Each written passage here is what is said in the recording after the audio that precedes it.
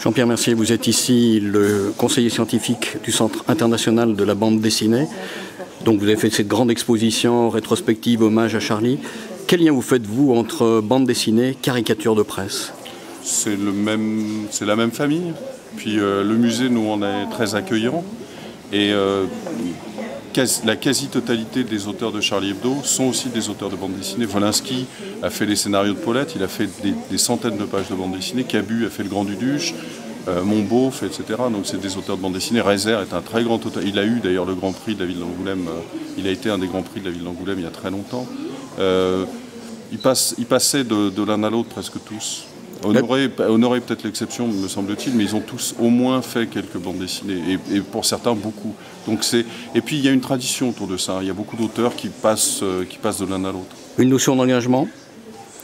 Dans le Charlie Hebdo, oui, très clairement.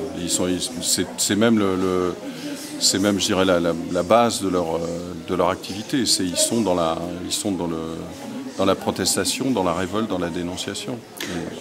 Le premier numéro de Charlie Hebdo, c'était « Il n'y a pas de censure en France », après l'interdiction de Harakiri.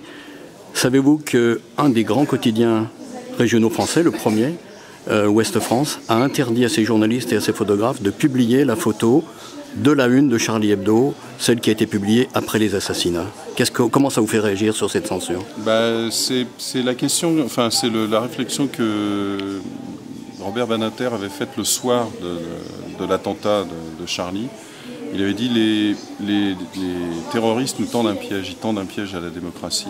Et s'auto-censurer et commencer à se poser la question des limites, en dehors des limites normales que sont le racisme, l'antisémitisme et voilà, la violence gratuite, enfin des choses de ce genre. Si on commence à réagir comme ça, c'est un petit peu inquiétant.